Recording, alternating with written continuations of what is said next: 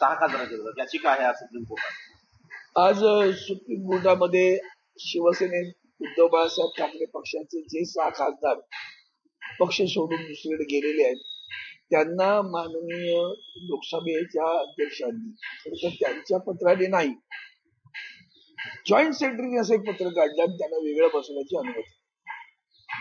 पण त्यांनी कोणता अर्ज माननीय लोकसभेच्या अध्यक्षांना केला होता, त्यांच्या गटाला मान्यता दिली आहे का, तो गट मर्ज झालाय का, याची काही माहिती नाही.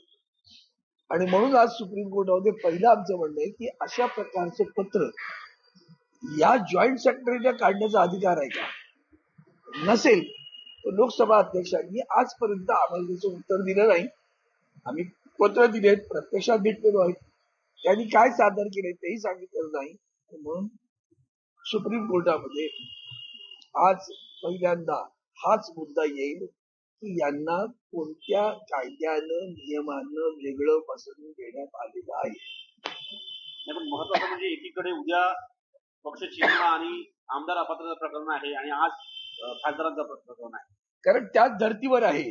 कारण मुळात संविधानाच्या परिशिष्ट 10 मध्ये कुठेही अशी तरतूद नाही की 2/3 आमदार किंवा खासदार जाऊ शकतात आणि ते मर्ज होतात अशी कुठेही तरतूद नाही. पक्षानं निर्णय घेतला, party not legislative party, political party निर्णय घेतला, त्यामध्ये 2/3 बहुमतानं पॉलिटिकल पार्टीच्या सगळ्या पदाधिकाऱ्यांनी त्याला समर्थन दिलं तर ते मर्ज होऊ शकतात. त्यांनाही मर्ज व्हावं लागेल, अन्यथा नाही.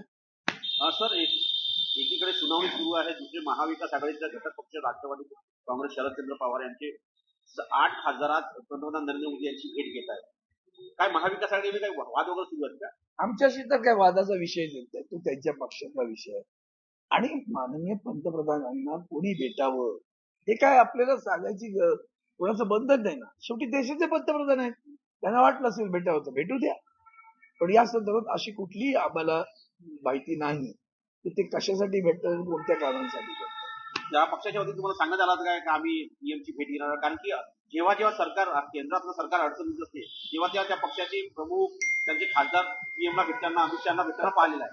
मला वाटतं माननीय सुप्रिया सुळेजी या संदर्भात आमच्या खासदार त्यांचे नेते आहेत, ज्येष्ठ खासदार आहेत, त्या या संदर्भात यावर प्रकाश टाकू शकतात की नाही.